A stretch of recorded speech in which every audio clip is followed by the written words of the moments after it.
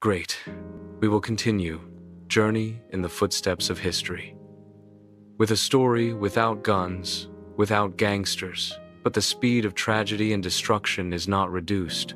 This is the story of the war between man and Mother Nature. A war that man automatically lost. Today we will travel to the American Midwest in the 1930s, where the American dream was dry and blown away by the wind. Imagine the daytime sky suddenly blackened, not by rain clouds, but by the ground itself. A wall of boiling, billowing dust, thousands of feet high, waves of sunlight, tides of houses, and waves of hope. This is not a scene from a science fiction movie. This is real. A terrifying reality unfolded across the Great Plains of America in the 1930s. It was called the Dust Bowl.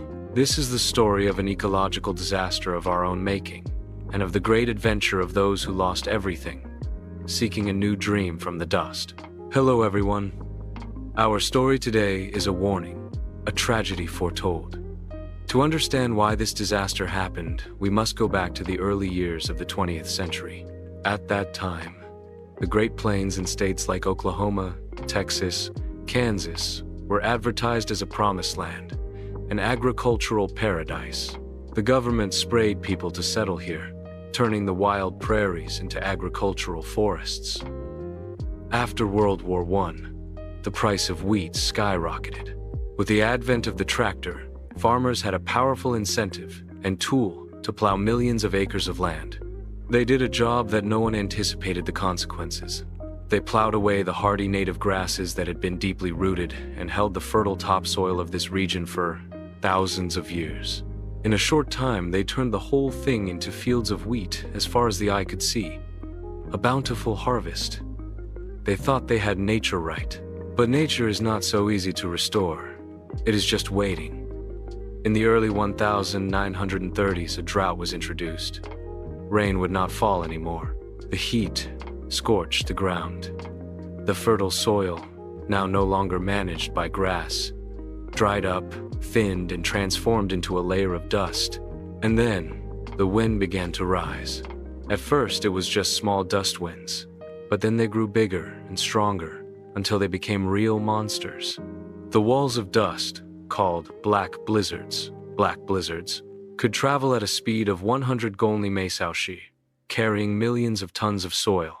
When the storm came, day turned to night. The static electricity in the air was so strong that it hurt to touch a needle.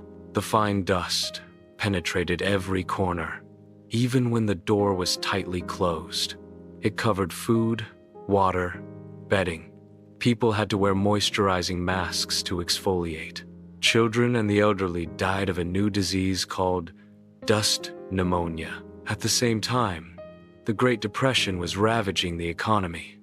Crop prices were falling. Banks were going into debt.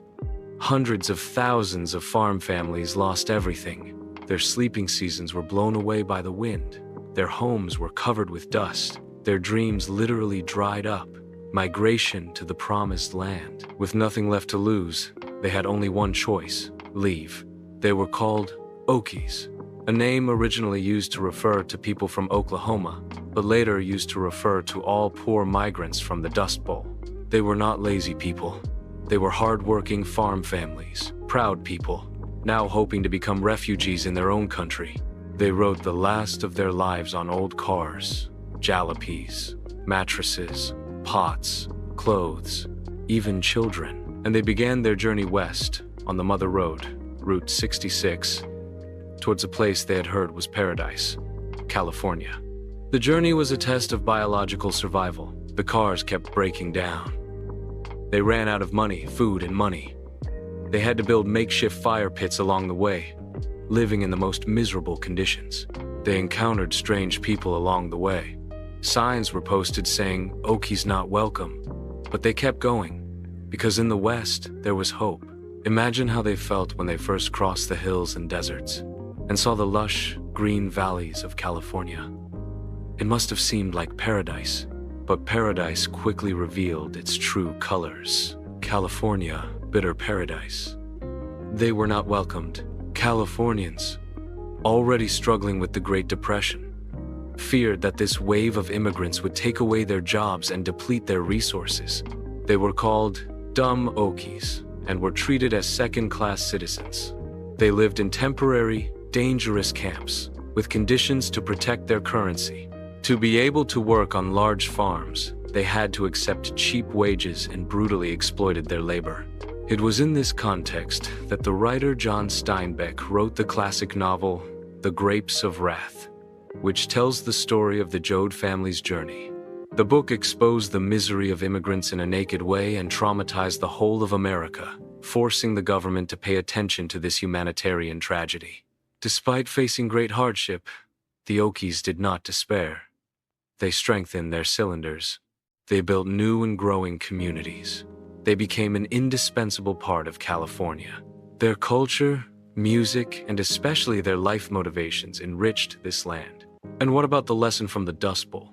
This is a picture that must be woken up in America. The government established the Soil Conservation Service, developed large-scale sustainable agriculture programs to teach farmers how to plant wind-driven crops, rotate crops, and protect topsoil. These methods helped revive the land and prevent a similar disaster from happening again. The Dust Bowl was not just a natural disaster, it was a disaster of the cause. A cheap warning that we cannot exploit Mother Nature endlessly. But above all, it is a story about the power of the human spirit, about the ability to protect, survive, and rebuild a new dream from ashes and dust. Thank you for joining us in today's emotional story. It reminds us of the importance of living in harmony with nature and appreciating the vitality of previous generations. Hello, and see you again in the journey of the Mark history for next use.